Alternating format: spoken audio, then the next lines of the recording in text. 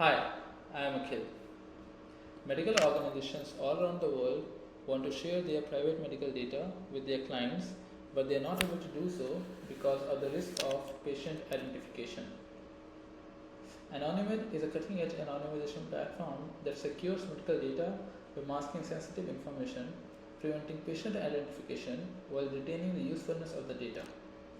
I got this idea while I was working with one of the major hospitals in New York City, who tasked me to anonymize their private medical data so that they can share their data with their clients without the risk of patient identification while retaining the usefulness of the data for the research and development purposes. I thought, what if we can solve this problem for all the medical providers all across the world? And that is how Anony-med was formed. Let us see how it works. First we go to the console. So first we are supposed to give our text credentials. Currently the platform only works for PostgreSQL database.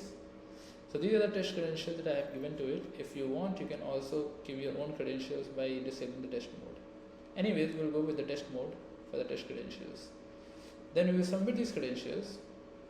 On the basis of these credentials, the platform will tell me, is there any ongoing anonymization process going on for these particular credentials or not. As of now, for each credentials, we can have at most one anonymization. For more than that, the user is supposed to subscribe for the pro plan.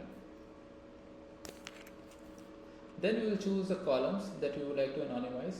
Text and name are one of those, a few of those columns which has high chance of containing personal identifiable information or PIIs.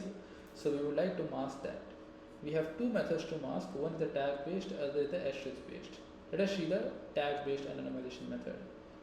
In the tag based anonymization method, the PIIs in the text are replaced with the tags showing what kind of PIIs those are. For example, as we can see over here, the name Aaron Well-being, I don't know how to pronounce it, has been replaced with the tag name because it's a PII of the kind name. Similarly, 1985 has been replaced with date because it's an year which represents a date, which is it is also PII. Similarly, in the name also, the names have been replaced with tags name. Next, you will see the asterisk based anonymization, in which case the private sensitive data PIIs are replaced with asterisk characters.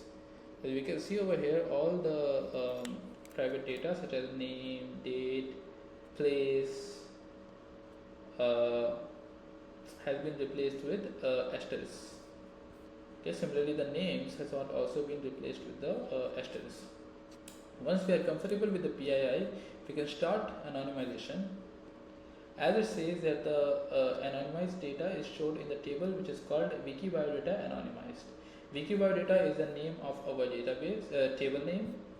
So what it's saying is that a new table has been created with this name which contains the anonymized data. So let us see that data.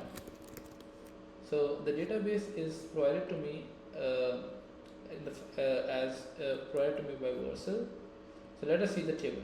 This is the table, Wikibiodata Anonymized. If we look at this table, we can see the text and the name column has been anonymized, which is what we wanted.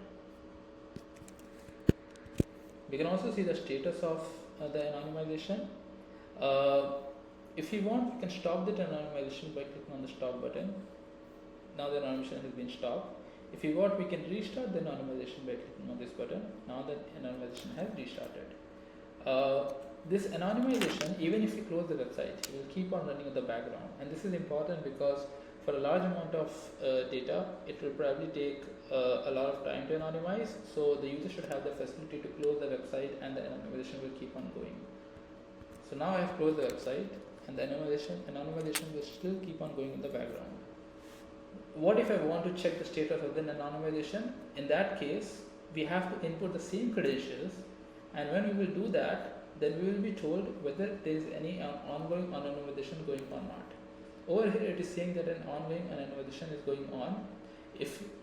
Since we are only allowed one anonymization per credentials, so we have to stop this anonymization before continuing further. To do that, we have to click over there. Okay, so we have clicked over there and now the anonymization has stopped.